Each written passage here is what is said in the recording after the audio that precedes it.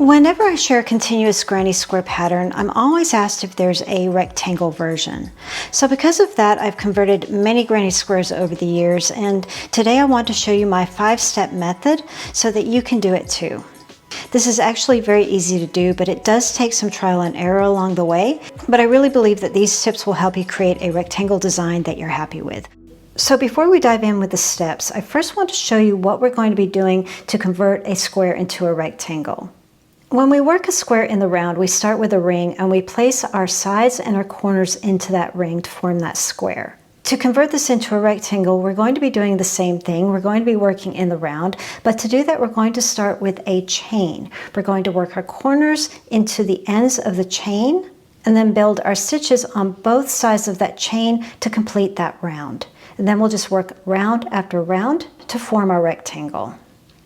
Which leads us to step 1, choosing your square pattern for evaluating. I would highly recommend that you take the time to make a square swatch because you can learn so many things that are really going to help you with your rectangle. Mainly I'm focusing on the corners. How many stitches are used to make those corners?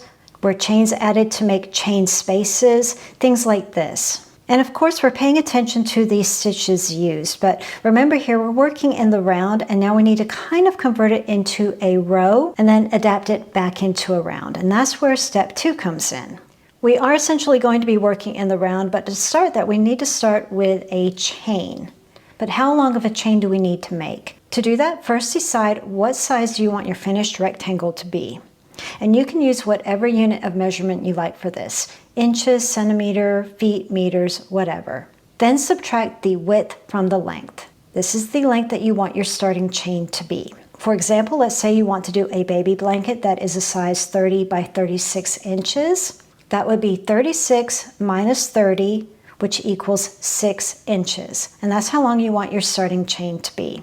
So once you have that established, now it's time to work step 3, which is the multiple for that chain and the stitch sequence. And the easiest way that I found to do this is to find the stitch that you used in your square and find a pattern for it that's worked in a row. So for example, that's really easy for a solid granny square because it's basically just double crochets all the way around. So basically you're just doing double crochets in every single stitch.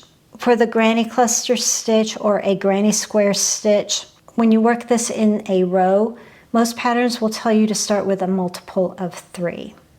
So just take the multiple that's recommended in that pattern, and you can also include the turning chain that's recommended in that pattern and make your chain using that multiple. But remember, you also want to get as close to that beginning length as you can. So for example, let's say I was going to do a granny square rectangle, and when it's worked in the row, the requirement is a multiple of 3. So let's go back to that example from earlier where I'm doing a baby blanket that's 30 by 36 inches. To do that, I need to start with a 6-inch length. So then with my hook and yarn, I would go up to about 21 to 24 chains because 21 and 24 are both divisible by 3.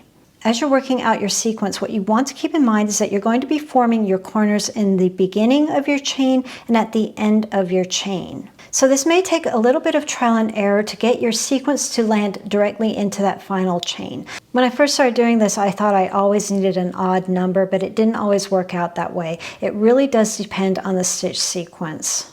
For example, I think I did a rectangle pattern once where I had to use a multiple of 3 for that stitch, but no matter what I did, I couldn't finish on that last chain. So I just added one more at the very end of that multiple. And this is where the fun begins. Now we get to start crocheting. And like I mentioned earlier, for the very first round, you're going to be taking your chain and working all the way around it. Let me just show you really quick. Imagine that these are chains. And basically what you're doing at the beginning and the end of the chain is creating your corners. In this one chain, you're going to make all of that in one chain on both sides. That's your 2 corners and your side. So what we're going to do is we're just going to do half of it, go all the way around, and complete it on the other side. So as an example, looking at my square here, my corners are made with 2 double crochets, a chain 2, 2 double crochets. So I'm going to start with that. Again, you can refer to your pattern that shows how to do your stitch in the row. I know for mine, I'd have to do a double crochet into the third chain from the hook. So I'm going to do that.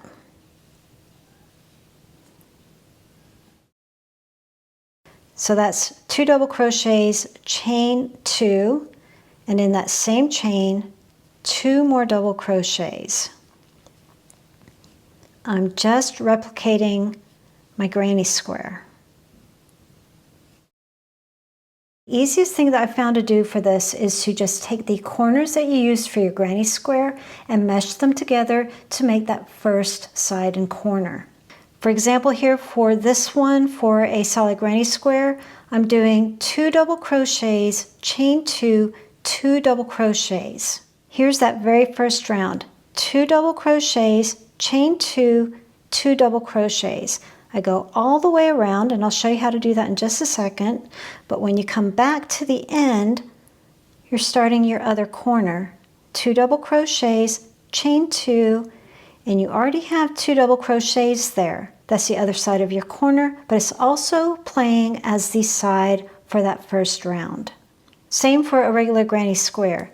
This one's 3 double crochets, chain 2, 3 double crochets. So to form a rectangle, this is how that first side will look like. It's just 2 corners meshed together.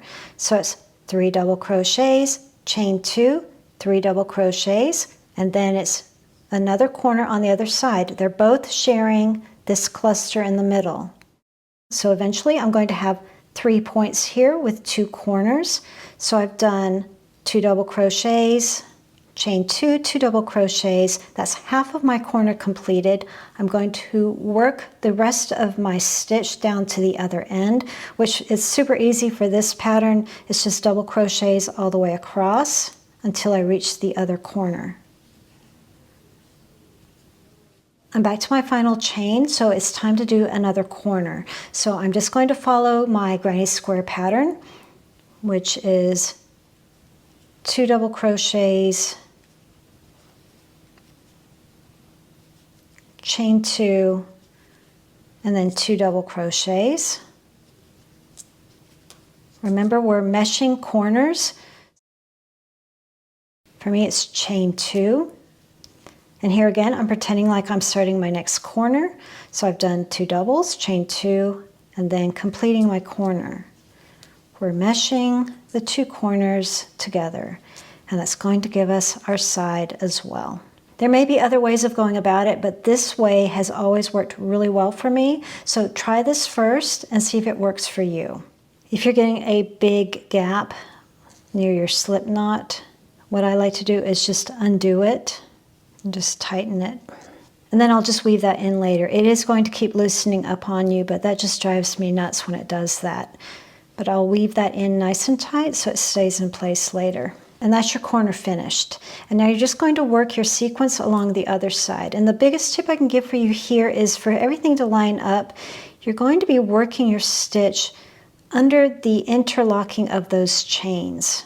You just want your stitches to mirror the ones on the other side. And I've found that if I work under the interlocking of those 2 stitches, that'll help me line up really well.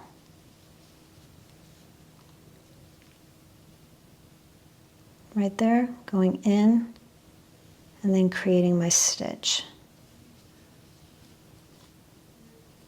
And of course, it doesn't hurt to count your stitches on the side to see how many you need, so you can keep a check on that as you're working. Okay, and we're coming back to the other side. And I have my stitch marker there to show me that I've done my first corner already, and now I just need to do my second corner. So going into the same chain space, I'm creating my corner of 2 double crochets, and instead of doing a chain 2, what I like to do to complete the round is do a half double crochet. And why I say that is because it gets you into the middle of the corner, which is really handy when you start the next round. Whether you're turning your work or staying on the same side, if you land in the middle, you can always do half of that corner and go all the way around to complete the corner. Just gives a beautiful seamless finish to your work. So instead of a chain 2, again, I'm going to do a half double crochet to replace that chain 2. And that's the round completed. And I think you can see a little bit more clearly now how we meshed the 2 corners and it created a side at the same time. And now at this point, you're just going to continue on like you would with your granny square, just following that same sequence, because now you have your corners and you have your sides to work into, just like you would be doing with your granny square. The only big tip that I have here now is to continue on working and do at least 5 rounds to see how your pattern is working. A good rule of thumb here is if it's working up too tightly and it's cupping on you, that means there aren't enough stitches. This is where chains come in really handy. You can add extra chains in your corners, and depending on the pattern that you're working with, you can add extra chains on the sides. If it's getting too wavy on you, then that means you have too many stitches, and that's where you can omit chains. That's a really easy way to kind of calm things down. But that's one of the biggest issues with working continuously round after round. The bigger you go, the wavier it might get. And that leads us to step 5, which is the decrease round. The decrease round really isn't a decrease, it's more of a way to slow down the increasing by creating a round that you don't do any increases. For example, here is the solid granny square that I was working on for this sample, and everything was going well. I was really excited because at the 5th round, everything was looking nice and straight. So I thought, okay, great, I don't need to do a decrease round with this one, until I started that 6th round, and then I could feel it starting to ripple on me. Very subtle, but I could tell it was going to be an issue later. So again, all of these patterns are different, but the easiest way to do a decrease round that I found is to omit some stitches in the corner. Let's say, for example, you're doing 2 double crochets for your corner. Instead, do 1 double crochet for your corner. Or if you're doing 3 double crochets for your corner, omit 2 of those double crochets. So for my pattern, I'm supposed to do 2 double crochets, chain 2 double crochets for my corners. But for the decrease round, I'm going to do only 1 double crochet. For me, I like to do standing singles. If you're not familiar with this, I'll go ahead and add a link here. And that's it. I'm going to complete this corner when I come to the end of the round. And now I'm just going to work my sequence like I normally would, which is just double crochets all the way around. If you do a search and you look at other rectangle and granny squares that are worked continuously, you may find some other ways of going about this, but basically you're just trying to slow down the increasing process. So you may find that a crocheter skips some stitches completely on the sides before going into the corners. That's one way of doing it also. And then just going back to the usual sequence. Some stitches are more finicky than others. For example, the granny square stitch, just a regular granny square cluster stitch, that's fine. I don't have any problems with that growing on me. I've had really good luck with that. But the V stitch was a bear. It really wanted to grow quickly. And so a couple of things I did for that one was I omitted chains. That was the first thing I did. And then that helped, but it wasn't great.